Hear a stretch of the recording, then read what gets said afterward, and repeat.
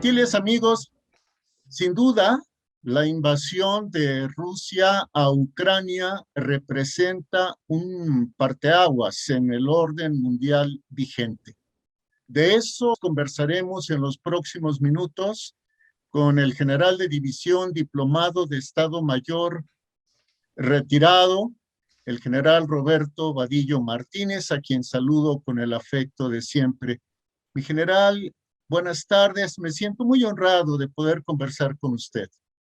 Jorge, es al revés. El honrado soy yo. Gracias por invitarme a tu programa. Eres muy amable. Qué amable, general.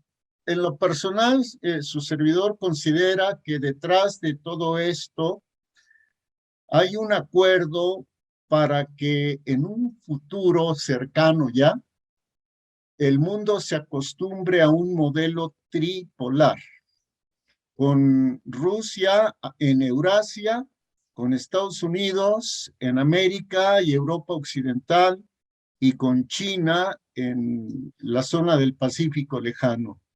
En realidad, Rusia, en la situación en que está en este momento, que prácticamente deviene de su situación en que ha estado durante siglos, un país enorme, aislado, con un territorio gigantesco, pero aislado. No creo que pueda liderar un polo del mundo. ¿Con qué otros países puede liderar ese polo del mundo? China sí puede. China sí puede. Porque si tú recuerdas, en el Consejo de Seguridad, la India se abstuvo de la condena a Rusia en esta situación, en esta crisis. Entonces, ahí la India está mandando el mensaje de que no está con Estados Unidos abiertamente. Pero eso es porque tiene frontera con China. Entonces, China sí puede ser un polo muy importante con muchos países asiáticos, principalmente desde el punto de vista comercial, porque geográficamente y geopolíticamente, como tú sabes también, tiene muchísimos problemas en el mar de la China meridional, con muchos países, con Vietnam, con Australia, con otros países asiáticos, en fronteras, en Taiwán también es un problema gravísimo. Entonces, China, a pesar de todo eso, sí puede ser un poder mundial. Sí puede ser un poder mundial, pero Rusia no creo que pueda ser un poder mundial a la altura de Estados Unidos y de China, por muy poderoso que sea militarmente. Porque te repito, el poderío verdadero de los países está en su capacidad económica y en su capacidad industrial para producir todo tipo de armas, aviones, tanques, ametralladoras, botas, etc. Entonces, esa capacidad la tienen precisamente Occidente y Estados Unidos y China, que sin duda puede replicar, porque está en capacidad, todo lo que el mundo occidental haga. Pero hay una cosa muy importante, Jorge: el comercio. ¿A quién le vende China sus productos? Estados Unidos, a la Unión Europea, a Latinoamérica. Entonces, China sin ese comercio mundial, pues tampoco es nada, es poco, pues. Pero te repito que China tiene una gran capacidad muy encima de la de Rusia en muchos aspectos, Y eso tú lo sabes. Perdón, pero seguramente Putin ha calculado todo esto que usted nos ha explicado, y seguramente Putin tiene planes para detonar, para multiplicar el poder económico, industrial y financiero de Rusia. Mira, el poder económico, Jorge, se mantiene con tres cosas: libertad, para que el pueblo haga lo que quiera dentro de la ley y produzca. Se requiere determinación gubernamental. Putin no la tuvo. No la tuvo porque si hubiera abierto a Rusia en el año 2000 hacia Occidente, pues como tú sabes, la aspiración de los pueblos orientales de Europa y principalmente Rusia, siempre en los últimos 300 años ha sido ser como Occidente, ser como los alemanes, ser como los italianos, ser como los ingleses, como los franceses, como los holandeses, etcétera. No lo hizo. No lo hizo porque él no es un auténtico demócrata. Él quiso ser un dictador, igual que Stalin, ¿no? Con muchas menores, digamos, capacidades por el tiempo en que llevamos ahora andado ya en el siglo XX para ser como Stalin, pero sí con muchas formas del stalinismo, elecciones amañadas, prepotencia, dictadura civil y militar en muchos lugares, intervenciones militares como las ha llevado a cabo, etcétera. Entonces no quiso ser, digamos, no imitar, sino dentro de sus posibilidades del pueblo ruso, hacer una auténtica democracia. La democracia, tú y yo sabemos que tiene muchos bemoles, ¿no?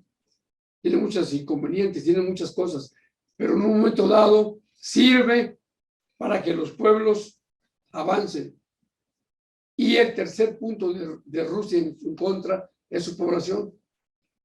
¿Para qué tiene un territorio de 17 millones de kilómetros cuadrados? Más todavía, con una población de 140 millones de habitantes. Entonces, Rusia no tiene ni la población, ni la técnica, ni la ciencia en estos momentos, 2022, para ser una superpotencia mundial. Es una superpotencia militar, es una superpotencia aeroespacial, es una superpotencia en muchas formas de la tecnología militar. Hace tanques, hace armas nucleares, hace todo lo que quieras, pero una potencia económica al estilo de Alemania no lo es, al estilo de Japón no lo es, al estilo de Francia no lo es. Entonces, creo yo que no tienen las capacidades para reunir alrededor del país llamado Federación Rusa a otros países importantes y normalmente cercanos a ese país, a Rusia, para ser una superpotencia mundial. China sí, China sí. Jorge. Sí, por último, mi general, Rusia, ¿prevé usted que se retire de Ucrania con las manos vacías? ¿O Rusia podría retener a la Crimea y podría retener a Donetsk y Lugansk? Mira, yo creo que Crimea ya es ruso. Crimea ha sido ruso durante cientos de años. Ahora, los otros dos provincias, Donetsk y Lugansk, son provincias donde hay no mayoría rusa, pero sí hay muchos parlantes de lengua rusa. Entonces, probablemente se quede ahí, en el peor de los casos, se quede ahí con un gobierno dictatorial, con un gobierno puesto por la Federación Rusa desde Moscú, con un gobierno que no va a ser satisfactorio para el pueblo de habla ucraniana que hay en esas provincias. Pero yo dudo que si llega, digamos, a Ucrania, derroca al gobierno, lo juzga, porque ya dijo Putin que lo va a juzgar bajo leyes rusas y quién sabe qué. Entonces, dudo que el pueblo ucraniano,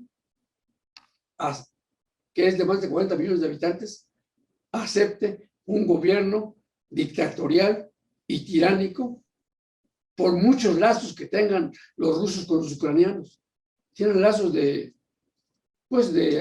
historia, ¿no? De hermandad, de descendencia digamos, de los pueblos que es casi la misma, aunque tienen un diferente idioma.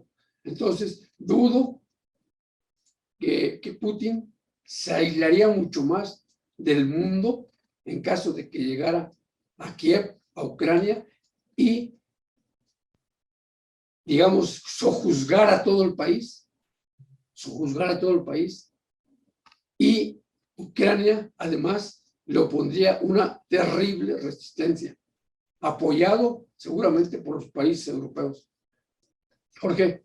Lo previsible entonces es que Putin se dé por bien servido con la ocupación o con el control de Lugansk y de Donetsk, de mantener Crimea y de que la OTAN no instale misiles de corto y mediano alcance en Ucrania.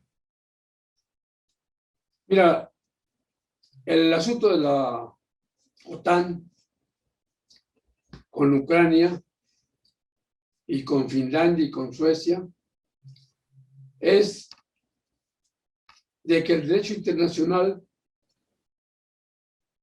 no permite que un país exija que otro país haga lo que él quiere hacer. Eso finalmente se tiene que dar. Finalmente se tiene que dar. Suecia misma, que sería algo terrible que sufriera de parte de Rusia agresiones de tipo militar o de tipo político, sería terrible para Occidente, por lo que Suecia representa para Occidente. Suecia es un país católico. Suecia es un país que ha tenido, probablemente de los países nórdicos, el mayor contacto con las potencias occidentales, con Alemania, con Italia, con Francia, de ahí viene su dinastía de Francia, con Holanda, con Inglaterra. Entonces, Suecia, creo yo que sería tan difícil para Rusia como lo que está sufriendo Turquía con respecto a su entrada a la Unión Europea, a pesar de que tenga 3 o 4 millones de habitantes en Alemania. El mundo occidental jamás le va a perdonar a Turquía la expulsión de Grecia de Constantinopla, lo que ahora es Estambul. Jorge. Sí, mi general, qué interesante. Le agradezco mucho esta charla y de nuevo le solicito de la manera más respetuosa que podamos seguir conversando de geopolítica. Hoy nos ocupa Ucrania, aunque vemos que el foco principal es Alemania. Claro que sí, Jorge. Te agradezco yo. Realmente ya sabes ya la admiración que tengo porque sé que eres un periodista muy libre, muy batallador, un periodista que se ha forjado a sí mismo y un periodista con el que yo tengo mucho contacto desde hace muchos años. Gracias, Jorge, por invitarme, muy amable. Al contrario, mi general, ha sido el general de división diplomado de Estado Mayor retirado Roberto Vadillo Martínez.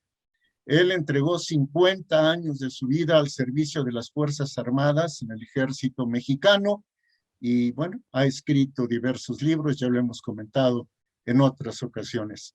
Gracias por habernos acompañado. Los esperamos la próxima.